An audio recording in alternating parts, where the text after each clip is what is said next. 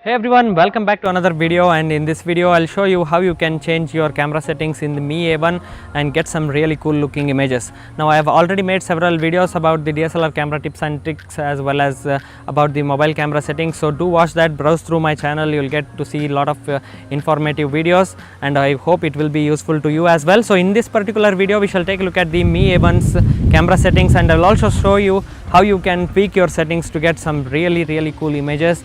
So stay tuned and watch full video so that you will get to know some information.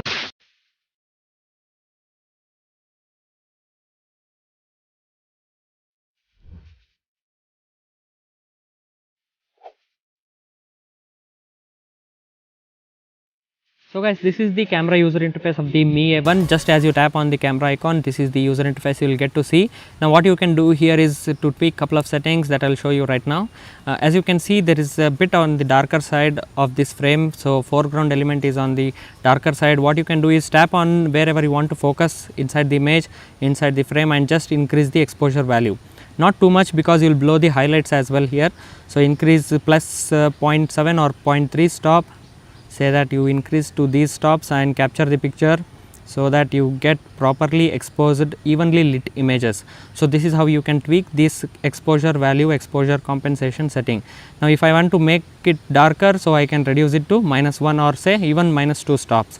So that is how you can compensate and take some really nice images using the EV value. So the next setting you have here is the HDR, which is high dynamic range. I think you all know about HDR, but what it does is, in brief, it covers the shades of black as well as shades of white. That means the highlights won't be blown up and the shadows will be shown properly. That's why you use HDR in certain situations where you need to show the shadows as well as boost the highlights. So that way you can capture really nice images using the HDR. So there is only a couple of options. Just enable and disable. There is no auto HDR available on the Mi A1. So this is what you can do with the Mi A1's default user interface. Now we shall move to other customized options where you find it here.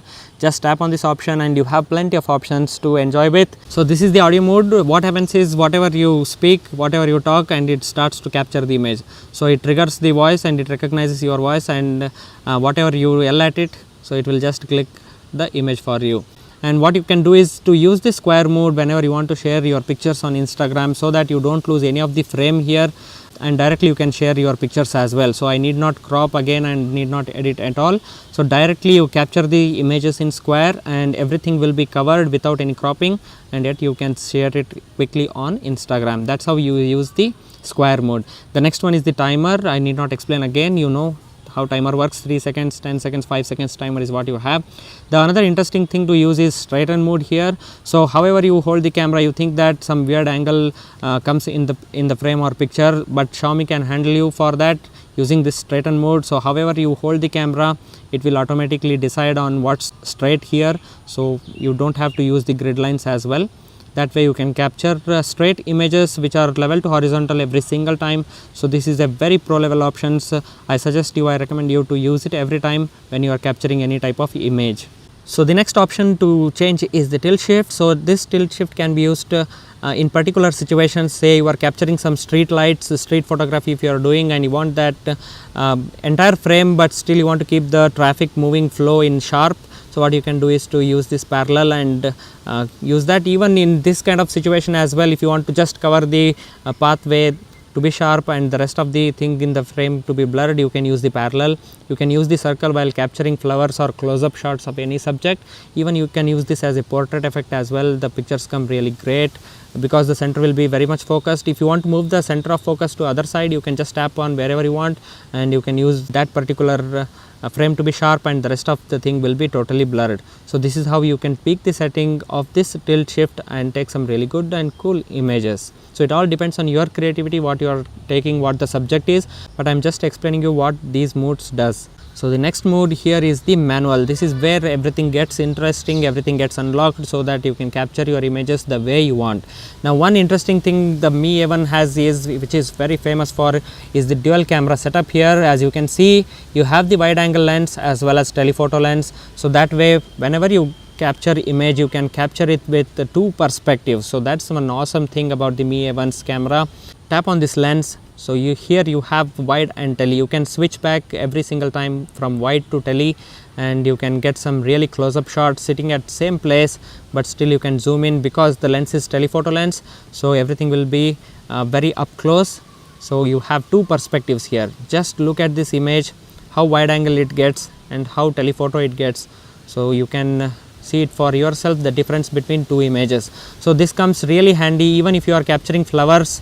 You can capture it with the telephoto lens. That way extra blur is what you get across the frame, and only the subject will be in proper focus. So that's why you use the telephoto lens. It's just like a DSLR camera's telephoto lens. When you use that and you change the aperture value, you get really blurred backgrounds, really compressed backgrounds, soft background, and yet the subject remains really sharp and intact. So the next setting here you have is the control of ISO. So ISO range starts from 100 to 3200, which is awesome for this price. What you can do is with the ISO is, I suggest you to leave it to auto, because whenever you change the ISO to higher number, the images gets noisier, but only you can use this ISO while you are changing the exposure. I'll just explain you in a minute. So this is how you can use the ISO setting. The next one is the interesting thing, the exposure time, which is the shutter speed value. So what you can do is, let's look at the range. It starts from 1/1000 second and goes all the way up to 1/15 second, I think, which is bummer, because I expected it up to, I think, 4 seconds to 10 seconds would have been really great for some smooth silky effects. So what you can do is to compensate this exposure time along with the ISO. So what you can do is to keep the ISO to as much as low, and if you want to get that smooth silky looking shots of say waterfalls or something like that, you can use the 1/15 second, which is the minimum shutter speed value, and you can compensate with that ISO and then take the picture, so that you get really smooth and silky looking images of any waterfall or some subject, whatever you are trying to capture. But the other way around, what you can do is to set the ISO to around 400 or 800, and you can compensate with that exposure time, so that you get you can freeze the moment. Actually, if there is a subject running over here, there is a person doing some action over here, and you want to freeze that particular moment, you can keep to 1/500 second or even 1/1000 second and compensate with that ISO 800, and then take the picture, and the image will be sharp across the board. So that is how you use how you compensate the exposure time along with the ISO. The next one here is the focus. Now the manual focus starts from here, from closest distance, and all the way goes up to infinity. Now they have given some numbers here to identify where you are. So the 100 being the infinity, the subject will be very sharp at the back of this frame, and if you want to get across the board sharper images, I suggest you leave it to around 75 to 80. So that way the subject will be in proper focus. So that is how you can use. And even if you are taking flowers photography, I suggest you to use manual focus. That way it won't try to hunt a lot, and you will get really cool looking close-up shots of any flowers or any subject. So this is how you use the manual focus. The next one here is the white balance. Now say that in particular situation, in certain situations, what you can see is the colors aren't accurate inside your camera. What you can do is to change the custom white balance. So there are a couple of modes here: incandescent, daylight. So if you think daylight just works perfectly, you just capture the picture with the daylight auto white balance. So the next one will be fluorescent, cloudy. It all depends on the scenery and situation you are in. But one interesting thing that Xiaomi has not missed is the manual change of this white balance, which is awesome. So just tap on that 3 stripes, and here you have all the manual white balance control. So accurately you can get the colors of any subject or any portrait you are trying to capture. So just see how the lower the number, the cooler it gets, and higher the number, warmer the picture it gets. So this is how you compensate and keep the perfect number, and then capture the image. That way you get very accurate colors from your mobile. So that is how you use the manual mode entirely. So I have shown lens, wide and tele, and I have also shown you how you should compensate your ISO as well as exposure time. And there is this autofocus to where you can go from manually from closest distance to all the way up to infinity. And the last one is the white balance. And if I just swipe like this, you have the HHD mode, which is really nice in very low light situations. For example, you are capturing pictures in indoor situation, the lighting will be really low. What you can do is to tap on this HHD and make sure you are holding the camera really steady, that way you don't get any blurred images, and then capture the image. It will actually capture multiple images of different exposures and gives you really perfect looking images whenever you capture it during night.